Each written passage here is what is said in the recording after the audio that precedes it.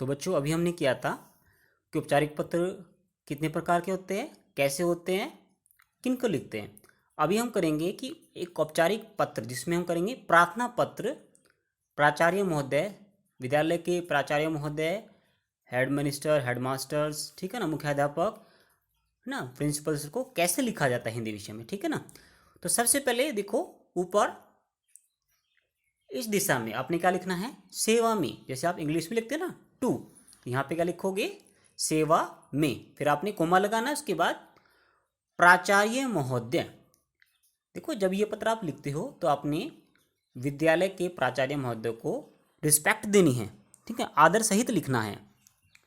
तो प्राचार्य महोदय कै खे गए, यहाँ आपने कै खे गए नहीं लिखना है, यहाँ पे आपने क्या लिखना है, विद्यालय का नाम। क्या लिखना आपने, विद्यालय का नाम। तो कै खे की जगह क्या लिख दोगे, केंद्रीय विद्यालय क्रमांक 2, ठीक है, बेलगावी, बेलगावी छावनी। नगर या राज्य, यहाँ विद्यालय स्थित है, हमारा विद्यालय कहाँ स्थित है, बेलगावी छावनी। कैंट को क्या बोलते हैं हिंदी में, छावनी, छावनी, छह छतरी, छावनी, कर्नाटक। राज्य क्या हो जाएगा, कर्नाटक, ठीक है ना। आगे सच में, तो पहले सेवा में, फिर जो उस विद्यालय में सबसे बड़ी पद पे हो कौन है, प्राचार्य महोदय। क्या कह गए अपने विद्यालय का नाम, केंद्रीय विद्यालय क्रमांक 2 बेलगावी छावनी। नगर राज्य बेलगावी छावनी, और ब्रैकेट में क्या लिखोगे यहाँ पे अपना, यहाँ लिख दोगे अपना क्या, ब्रैकेट में यहाँ लिख दोगे अपना कर्नाटक, ठीक है। उसके बाद विषय, अब आपने किस विषय के लिए प्राचार्य महोदय को पत्र लिखना है, आपको समझाने के लिए मैंने यहाँ क्या लिख दिया कि आपको घर में जो कोई जरूरी काम है तो आपको 2 दिन की छुट्टी चाहिए, तो हिंदी में कैसे लिखेंगे, आवश्यक कार्य के लिए 2 दिन का अवकाश हेतु प्रार्थना पत्र। हेतु का अर्थ भी क्या होता है, के लिए, ठीक है। आगे सच में यहाँ आप बीमारी के लिए भी लिख सकते हो, ठीक है ना, कोई भी आप इसमें स्वरूप दे सकते हो, ठीक है। भाई की शादी वहाँ जाना है, बीमार हूँ, टेस्ट कराना है, कुछ भी विषय लिख सकते हो, ठीक है। लेकिन जब आपको परीक्षा में लिखना आएगा तो केवल वही लिखना है, अभी समझाने के लिए आपको मैंने ये लिख दिया, ठीक है। उसके बाद आपने प्राचार्य महोदय को सम्मानपूर्वक क्या लिखना है, श्रीमान जी, ठीक है ना, जेंटलमैन, श्रीमान जी। उसके बाद आपने यहाँ पे अब मुख्य चीज़ लिखनी है, क्या, मुख्य विषय वस्तु, कि आपको छुट्टी क्यों चाहिए, किस कारण चाहिए, कितने दिन की चाहिए, यहाँ सब कुछ डिटेल में आपने अच्छे प्रकार से छोटे रूप में लिखना है। कैसे, सविनय निवेदन यह है कि, जैसे आप इंग्लिश में लिखते हैं ना, आई बैक टू से दैट, ऐसे हिंदी में लिखना है, क्या, सविनय निवेदन यह है कि, क्या लिखोगे यहाँ पे, अब अगर मान लो कि आप एक लड़की हो तो क्या लिखोगे, सविनय निवेदन यह है कि मैं विद्यालय में 6ठी कक्षा की छात्रा हूँ या 6ठी कक्षा में पढ़ती हूँ, यह है कि मुझे घर पर कोई आवश्यक कार्य है, इसी कारण मैं 2 दिन विद्यालय में नहीं आ सकती, ठीक है। कृपया करके मुझे 2 दिन का अवकाश प्रदान करें, आपकी अति कृपा होगी, ठीक है। देखो कृपा क नीचे री की मात्रा और पे और आ, कृपा का अर्थ होता है, बताओ, कि जब कोई बड़े व्यक्ति से हम रिक्वेस्ट करते हैं, वो अनुमोदन के तौर पे हमें आशीर्वाद देता है, उसे क्या बोलते हैं, कृपा होगी।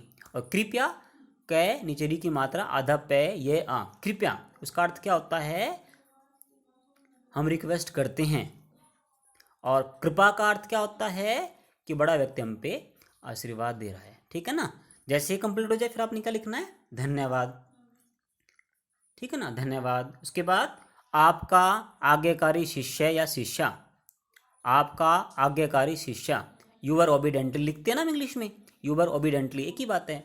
आपका आज्ञाकारी शिष्य, शिष्या अर्थात लड़का, शिष्या लड़की। उसके बाद आपने क्या लिखना है, नाम, जैसे मान लो किसी का लड़की का नाम वैष्णवी है तो नाम वैष्णवी, कक्षा 6ठी 7वीं 8वीं 9वीं 10वीं। अनुक्रमांक को बोलते हिंदी में रोल नंबर, हिंदी में अनुक्रमांक, इंग्लिश में रोल नंबर। दिनांक, जिस दिन आप पत्र लिख रहे हो उस दिन का आपने डेट लिखना है यहाँ पे। आगे समझ में, फिर समझ लो, सबसे ऊपर कोने में सेवा में, फिर प्राचार्य महोदय, फिर स्कूल का नाम, फिर जो स्टेट राज्य है जैसे बेलगावी कर्नाटक। उसके बाद टॉपिक क्या है, विषय क्या है, आपने 2 दिन की छुट्टी चाहिए उसके लिए पत्र लिख रहे हो वो लिख देना, बीमार हो, खेल का सामान मंगाना, जो भी आपका विषय है। फिर श्रीमान जी, फिर कोमा लगा के सैन्य निवेदन ये है कि ये लाइन आपने हमेशा याद रखनी है। उसके बाद आपको मैंने समझा वो लिखना है। उसके बाद धन्यवाद। फिर खत्म होने के बाद आपका आज्ञाकारी शिष्य या शिष्या, छात्र या छात्रा भी लिख सकते हो, प्रार्थी भी लिख सकते हो, नाम, कक्षा, अनुक्रमांक, दिनांक, ये सब लिखना है, ठीक है ना। और ये सारी बातें आपने प्राचार्य महोदय को आदरपूर्वक लिखनी है, निर्देश नहीं देने हैं, उन्हें नहीं समझाना है, उन्हें आदरपूर्वक आपने अपनी बात को बताना है, ठीक है ना। आगे सच में क्लियर हो गया ना। फिर भी आपको किसी भी छात्र को कोई भी संदेह है, डाउट है, परेशानी है, आप कमेंट कीजिए व्हाट्सएप पे, आपको मैं फिर समझा दूंगा, ठीक है।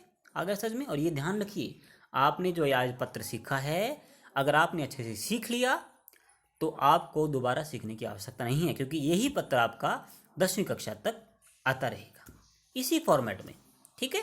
ना कोई बड़ा लिखना, ना कोई छोटा लिखना, इसी फॉर्मेट में आपको 10th क्लास तक यही पत्र ऐसे ही प्राचार्य महोदय को लिखने हैं। आ गया समझ में। आप कम से कम 2 से 3 बार इस वीडियो को देखें, तभी आपको ये पत्र समझ में आ जाएगा, ठीक है ना। फिर भी नहीं समझ में आता तो हम दोबारा करेंगे। तब तक के लिए धन्यवाद।